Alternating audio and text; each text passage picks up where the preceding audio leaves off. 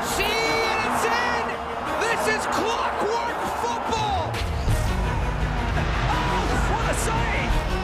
¡Qué clase de jugador!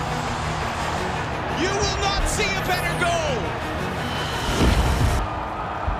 Come on! What a beauty!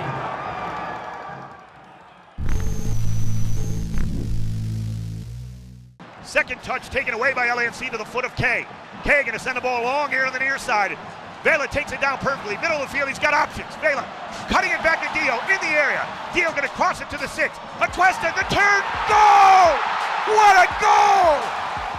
LAFC Atlanta, to me, and I said this on the LAFC Black and Gold show, was the game I was looking forward to the most because you're facing the reigning champs who are still playing at a high standard. Actually, before and after this game, Atlanta is as hot as any team in the league other than LAFC. The Atlanta game looked very similar to some of the starts that LAFC have had. It wasn't the best start in the match.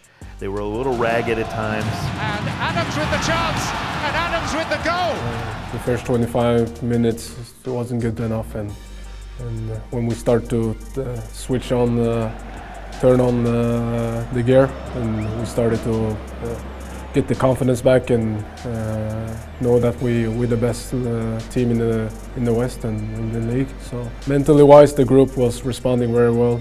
Afterwards, we were one down, and we started to go in 100%. And they blitzed Atlanta. You don't see that against this Atlanta team. Absolutely blitzed them for 4 goals, and even the Eduardo Atuesta goal that made it 4-1. You're saying they're pouring it on, but it turned out to be a game-winning goal. So game-winning goals are the most important goals, and certainly game-winning goals against one of the toughest opponents, maybe the best win of the season. We'll see how it's viewed by season's end. Here's Diamande, and now it's Atuesta, and it's 4-1! And LAFC are responding to their derby defeat like the champions in waiting that they hope that they are. El gol se da en una jugada en la que peleamos y ganamos la segunda pelota, un rebote que logro ganar arrojándome al piso. El balón le queda a Mark. Recuerdo que Mark hace un pase largo a Carlos. when Carlos received the ball, I see controlling, and I'm taking full sprint around him on the overlap, and when he's passing to me, then I look up, then I see Edwards running on the front post. Dio hace el movimiento por detrás de Carlos para liberar la zona del área y yo voy directo allá para quedar como delantero, como número 9. Cuando Carlos le da el balón a Dio, yo veo que ya el centro por delante es muy complicado y freno. Then I started to lose my balance, and then I see he's stopping, so I'm playing it across the penalty area, and he's taking a great touch. El balón viene directo a mi pierna derecha y yo alcanzo a ver que el central, el defensa de ellos, viene a bloquear mi disparo y logro controlar suavemente para engañar al defensa y con un giro ya quedo de frente a la portería y también cuando voy a rematar alcanzo a ver a Guzan que se inclina hacia un costado y logro cambiar la dirección de la bola. Edward Atuesta took it down in the penalty spot, turned around and fired it home for the fourth. Pienso que fue un lindo gol por la simpleza de movimientos que hizo que se viera un poco sutil y elegante un poco. Oh, what a take from the young Colombian! And you are not going to find a smoother take and shot than what Edward Atuesta just did. Edward is the best midfielder in the league, by far. It's hard sometimes because he doesn't get the recognition always that he deserves. But as a club, we see how important he is to us, and I see how important he is to me because even at the beginning of the year when it was a little tough for me coming back from my injury, he really stepped up and took that leadership role within the midfield. We can say like in every team there's a heart, and I believe he's the heart of the team because in defensive way or even when we want to keep the ball, because he's keeping the rhythm of the team, when we want to go in transition, when we want to keep the ball, you know, when we want to kill the rhythm or just push more high. So I think he's most of the games, he's the key of our games. Can't play the outlet, back to the feet of Atuesta from Kay. They're backing off him. Torres winning ground early, and Atuesta punishes him with LAFC's second goal. A lot of our play goes through the middle of the field, as everybody knows, and so being able to rely on those guys, give them balls in tight pockets, and trusting that they'll make the right pass and make the right next play. And whenever I see Edward, I feel like we've built this good bond of me being able to find him when he is under pressure and being able to rely on him to help our team break out of the press. And so I think that he's done a tremendous job both offensively and defensively for us this year. But Atuesta just put on an absolute show tonight. The way he's looked at passing between the lines, bypassing defenders, he's done it 5, 6, 7 times. I think he's also shown he's gotten very comfortable in that position now. It's also been very consistent, more so this year, which has helped us control games and keep possession and be more fluid from back to front. And he's a big part of that. Obviously, he was a great player coming in, and he was doing things for our team that, you know, helped us in a lot of ways. But I think he's becoming more mature, and he's realizing his full potential, which is very scary for opposition, I think, because he's really doing well this year. I'm definitely happy to have him on our team because he's a playmaker and he works really hard. He's grown very much since I came, and now you can see he have the confidence, he have the calmness when he's passing the ball, and he's a good tackler too. So he's a very good player that have a bright future ahead. Atuesta is like the Iniesta of this team. You know, the way he gets on the ball, very elegant with his touch. Yes, that's a perfect word for him. Muchos probablemente me comparan o dicen que soy como el Busquets de este equipo. Pienso que no me dejo llevar por querer ser un jugador. Me gusta mucho la forma de jugar de él, pero intento copiar las cosas buenas de él, pero hay cosas que también me gustan de otro tipo de midfielder, un poco el pase largo de Toni Kroos, la recuperación y el balance de Casemiro, intentar acumular cosas para hacerme un poco más completo. Es difícil, son jugadores de otro nivel que probablemente no estoy ni cerca del nivel de ellos, pero intento agarrar de cada quien lo que pienso que me va a hacer mejor jugador y más completo y llevarlo a la cancha. I was a center midfielder, and I just love how effortless he plays the game and how easy he makes it look. And it's not easy. You know, you see so many players try to play in that position, and you have to be the first point of building out of the back, and you also have to connect defensively. And when you have a team that has so much attacking talent, how can you be the balance between that? And I think what I noticed from him is he's so smart in how he reads the game, and his body positioning, he's always facing forward to play passes that break lines, something I know Bob Bradley loved. What a ball. Maravilloso! Without Atuesta in there, this team doesn't work like it does, and I think he's quickly become an indispensable piece to LAFC. I hope this team can keep him for a long time. I think he's going to be the next one that's going to be linked to, you know, big teams in Europe, because that position, to have a guy that can tackle, that can connect, that can pass, and then score a goal if you need to, that's pretty valuable these days in modern soccer.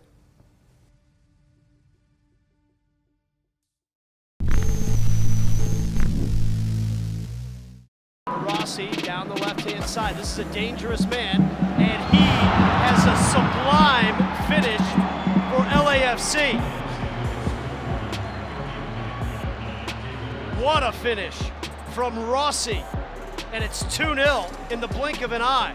So LAFC coming off a game, it was all flat. You could almost excuse them for this at Colorado, losing that game.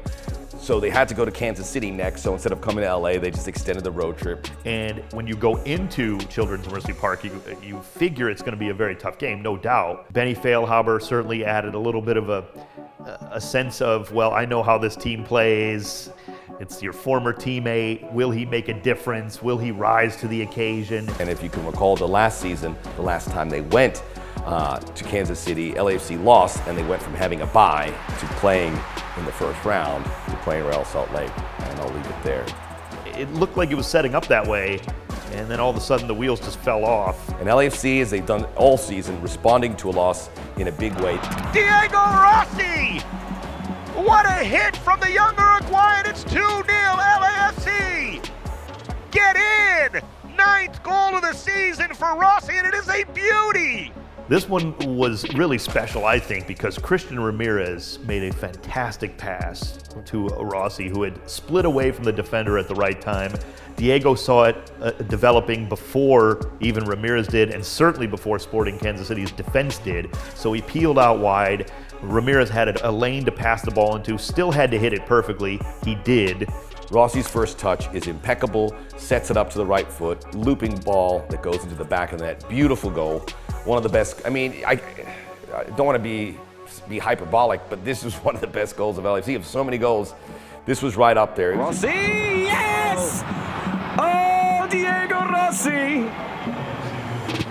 Diego Rossi, he scored the first goal against the Sounders. Sing it, Max, sing it, son. And he scored here to make it 2-0 LAFC. I mean, I don't think we have an unsung, hero of the year type award necessarily, but I think Rossi would deserve that because the numbers that he has put up on any other team would stand out. The goals, the assists, his ability to continually produce, and it's important because if LAFC are just Vela, he's not going to have as much success. It's too easy to key on him.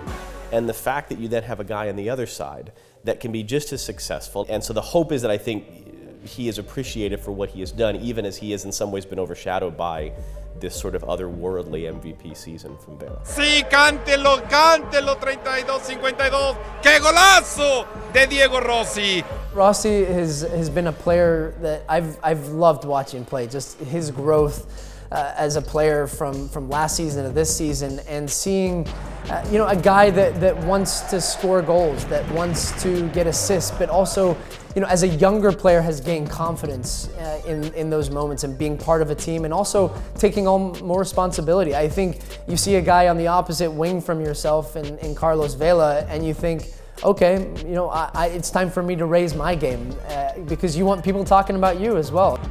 Diego Rossi, who's been playing spectacularly tonight, deserves the reward of a goal, and he gets it here early in the second half. He has talent, he has speed, he has an awareness on the field to find space and combine, and I think Diego Rossi, again, on his day, across from Carlos Vela, is the most dangerous wingers that we see in MLS. Gets it away for Rossi! Oh, it is all LAFC here in the first half at our nation's capital. He's a handful of trying to worry about him, but also worry about where the other players are, because he's got that ability where he can set up a shot but then make the pass at the last moment, and so it's a really dangerous, unique player that we have on our team that I'm glad is on our team. I get to go against Diego a lot. Often I find myself telling him, just take it easy on me a little bit today. Diego es un crack, es un gran jugador, es más joven que yo, un año, y se le ve personalidad como si tuviera ya 15 años jugando al fútbol. Es rapidísimo, pienso que tiene unas condiciones impresionantes y tiene los pies sobre la tierra. I think a lot of people are now understanding his complete potential, that this guy can go to the highest level, and he shows in, game out that he's one of the best players in the league, and his consistency and performances have been getting better. So having him on our team is a great help, and I'm excited for the future for him and everything else that he brings.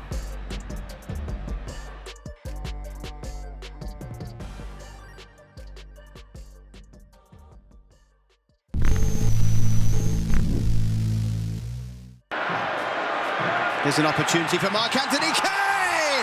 What a finish from the Canadian! Marc-Anthony Kaye fires it in, and LAFC have their third. A super strike from Marc-Anthony Kaye.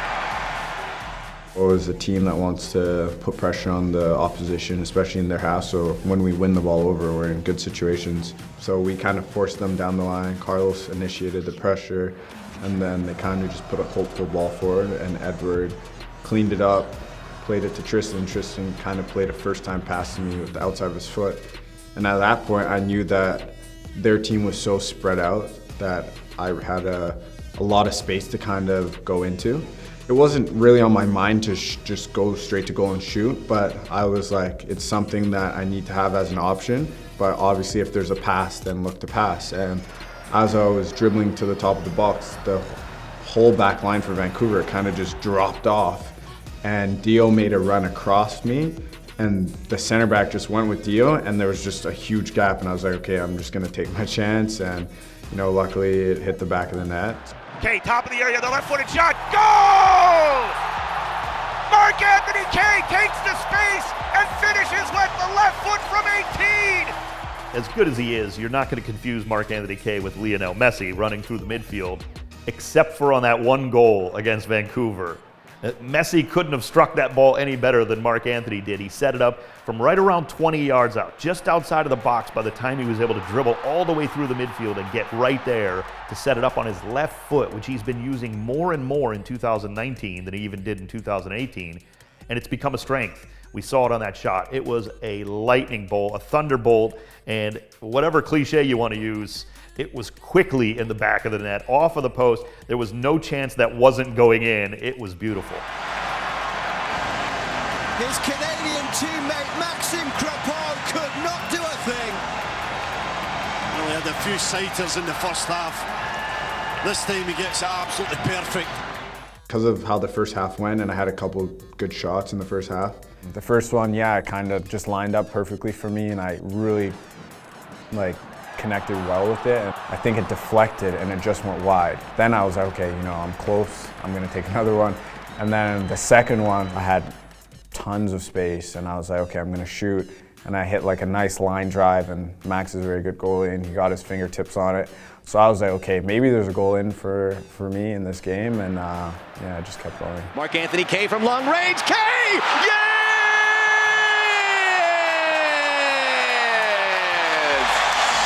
The cork is out! Return of the Mac from international duty. We wanted a shot from long range. We got it! I said the cork is out, as in to suggest a fine bottle of champagne, or perhaps if you're Italian, Prosecco, or if you're Spanish, a nice cava, and the cork pops out, and all the good stuff comes out. Lots of goals, non-alcoholic for LAFC. And then return of the Mac, that's who he is, Marc-Anthony Kay, M-A-K. One of these days, and I know you can't wait, I will be singing that song on the air. So that's why you have to get YouTube TV. He's been great all year, and he was also great last year for us. Getting the All-Star nod this year is just a compliment to what he's done. And I think not a lot of people knew who he was last year coming into the league, but he's made a name for himself and a staple in the midfield. He's a big presence in there, and guys around the league now know that. Chatted with Bob Bradley a little earlier this season. He was so full of praise for Marc-Anthony Kay, and talked about how one of the big reasons LAFC didn't go deeper in the MLS postseason last year was because Marc-Anthony Kay got injured. Obviously, whenever you can get that recognition, it's amazing, right? And I have to look back at where I came from, and who's helped me along the way. And from day one at LAFC, the coaching staff have always given me the confidence to go forward and really believe in my abilities. So, me getting that All-Star nod is, a reward for everyone who's been a part of it. It reminds me a bit of me, being an underdog, and that's what I like with underdogs. You keep having the faith that you're a good player, but every week, every month, you're just developing to be a better player, and he have that intention to be the best player here, and that's what I like with him. And he's very competitive, and he have a lot of competition in him, and I like to play around him, and he's a good guy. What's interesting is that in U.S. soccer, and this is true in a lot of other countries around the world, there aren't all that many players that actually come up through the lower divisions. It's a fun story. It's a romantic concept. It really happens. Most players leap right into that top tier. So for the fact that he was able to have success at Louisville City, to win a title, to get on the radar of Bob Bradley, and to continue to develop and to come back from the season-ending injury better and stronger and more successful, to be adding in goals and assists to the other work that he does, I think has been really fun to see. And I mean, listen, he's Canadian. We all love Canadians. You know, they're the best people. And so any successful team in MLS history, you got the big stars, but they all have those other guys that contribute. And Mark-Anthony Kaye is a classic guy that title-winning teams have. Yes, your Velas, yes, your Rossi's, but without the Mark-Anthony Kayes, you don't have that sort of title-winning success.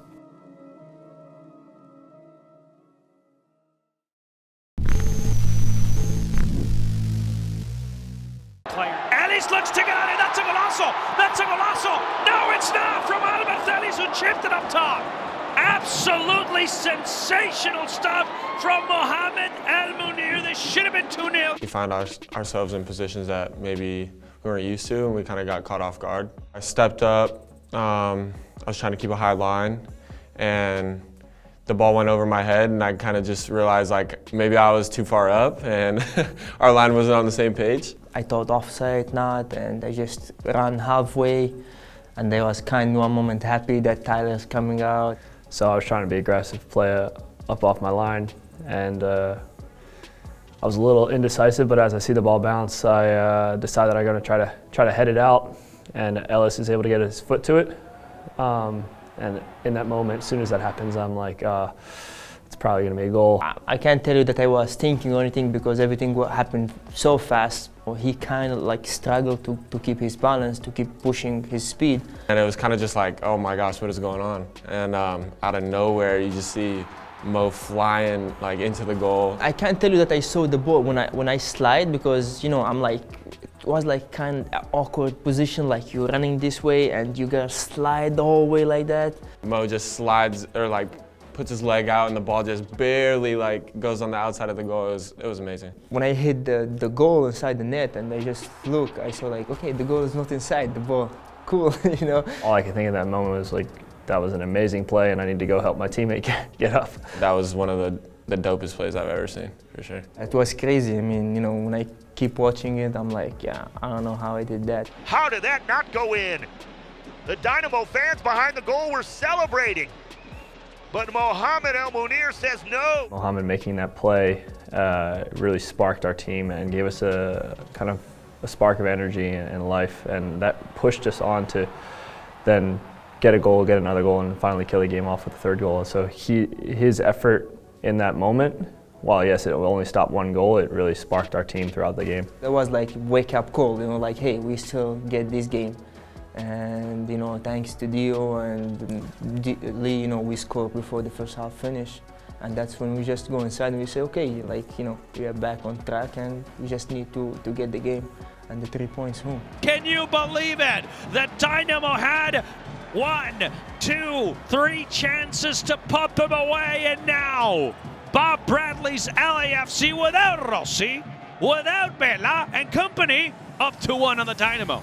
We started to build up confidence and go to the second half, and from there we were controlling the game, and so that was great. It's the play of the season for LAFC. It changed everything about that game, and if you really look at those 3 points, we don't know how the season's going to end. Certainly LAFC have been playing great football and it looks like they're in command, but you just never know in MLS, and to get that victory, I believe because that play turned everything around. Diving save! He goes into the back netting with Elise right on him. It was nearly 2-0.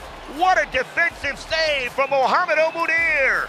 This season hasn't been the easiest for him, you know, coming in and trying to understand our system and our formation, but, you know, he's really had a positive mindset towards everything. He's never really shown any sort of negativity towards, you know, maybe not playing as much as he wants to, and then when he goes in, he takes his opportunity.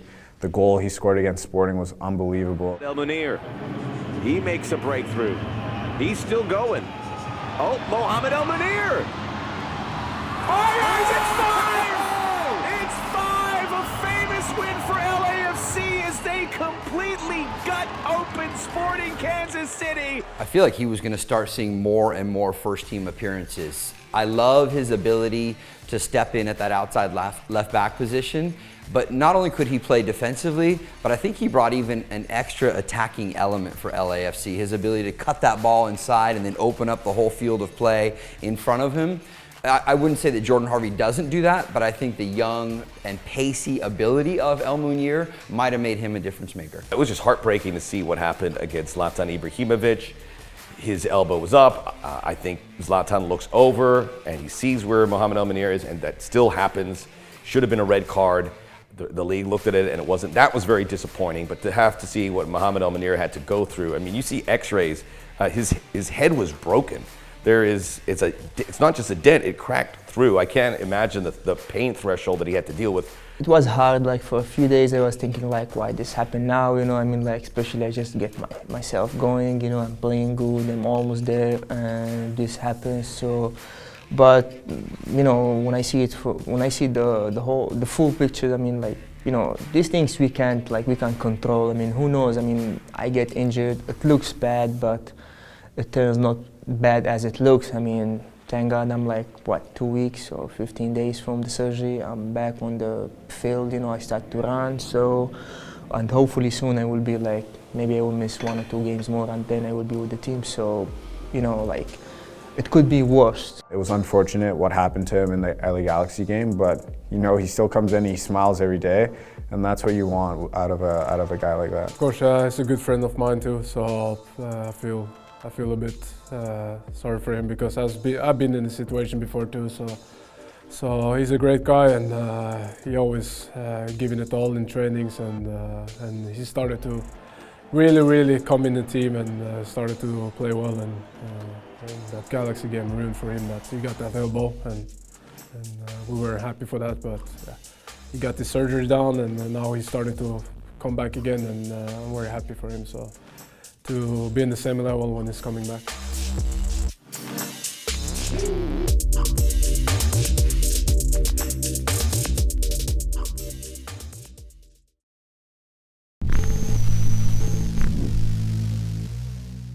Vela, sí. Tardó muchísimo en definir el perfil, golazo. ¡Golazo!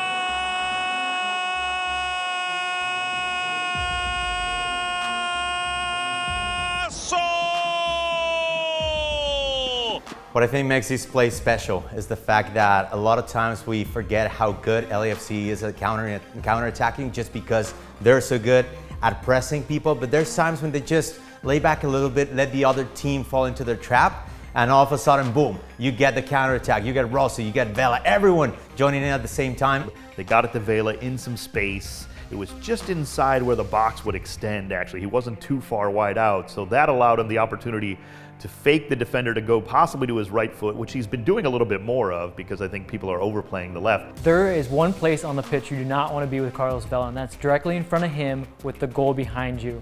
Carlos lines up Beasler, basically gets him flat-footed, does a little shimmy, and then all he has to do is move just that slight angle to just create that little bit of daylight, and then of course he can finish anywhere he wants. He can put it on a platter, and he finishes right into that corner where Melia he reaches and so close to touching it, he just gets to touch that little bit of greatness before it goes in. Vela on his right foot, back to his left, the shot, goal! Carlos Vela scores, it's 3-0! Oh, Vela just froze the defense and used that patented left foot. And you could see the frustration with Tim Melia, the goalkeeper for Sporting Kansas City, when that ball curled in. He knew it was going in the back of the net before anybody else did, and Vela hit it perfectly. It was just a brilliant shot, great setup. Teams are allowing him to have that play, they're going to get punished. There's no doubt about it. That is his sweet spot, and his touch was perfect to set it up. And Sporting Kansas City, that's a huge win. They just poured it on the road. Vela to the left boot. Vela! Make it 3! And his game without a goal, it lasted just 1 match. Carlitos, heavy duty. LAFC is pouring it on in Kansas City. What makes him so special is that he can produce a play at any moment in the game. And you know, we talk to other players and coaches about how do you defend Carlos Vela. It's one of our first questions that we have for them, and they all say, well, we know he wants his left foot, but it's easy to say that. You can stand on his left foot and he's still going to find a way to get on the left foot. And it amazes me, I think, his strength, his speed, his balance, and then just his finishing, how quickly he can get shots off in and around the box. And he combines so well with teammates, and his movement off the ball, when he wants to, he can just kick it into another gear and he can produce a moment that can win you a game. And that's what separates Carlos Vela from any other player in the league. So I have the best seat in the house on the sideline, and watching Carlos Vela has been incredible. I think the first thing that comes to mind is pace, which you don't think he's that fast, but then on the sideline as he blows past you, and then I think you get a sense of this energy that he brings that's contagious on the field, and then his ability. So everybody tries to put him on that right foot, but he is so deceptive in his ability to get back to that left foot, and then when he does what he can do with it, it's just a pleasure to watch. I think the best way to explain it, and we asked Tyler Miller about this earlier this year, is everyone knows he's going to that left foot. Everyone knows he's going to try that left-footed curler from outside the box. And Tyler Miller said, I know that, and I see it every day in practice, I still can't stop it. And that's the sign of a truly great athlete, when you know what he's going to do, and you still can't do anything about it.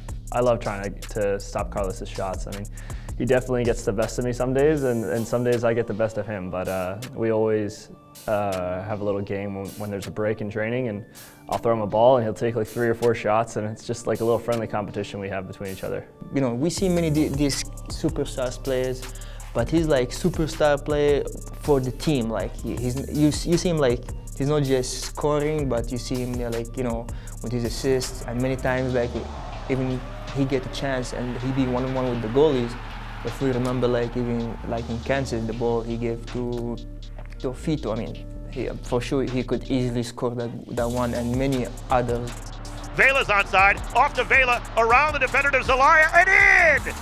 Right down the middle of the field, Zelaya let it go as Vela was running on. So unselfish by Vela, just to lay it off for Zelaya. And that's the thing about him, you know, I mean, as much as he's a good player and he's a special, but he doesn't make his teammates feel like he's different or anything. He's like as much normal person as anyone else. So that's why everyone like him.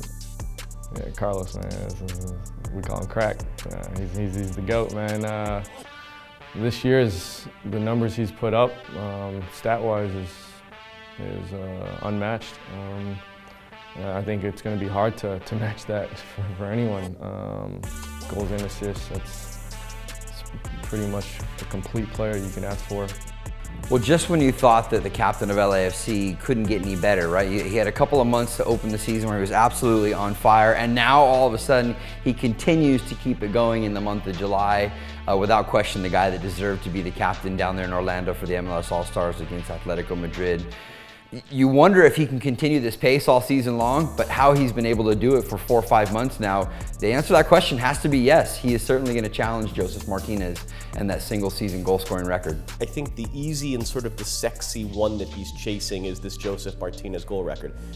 The fact that he's had the assists as well, that's the record that is more interesting to me, the combined goals and assists record that Sebastian Giovenco set in 2015. The fact that he has provided goals and assists, and he has been involved in everything for this team. I mean, he has been the complete package so far, and now the real question is, do you have that defining moment? Do you have that moment where you're lifting a trophy? And that's the really key one for Carlos Vela. But it has been phenomenal what he has done, everything you would have hoped for from this guy, particularly someone who I think had knocks against him in his past. And is very honest about that as well, about sort of a guy that has matured. He's a father now, he's more of an adult now, and he has been everything LAFC could have hoped for.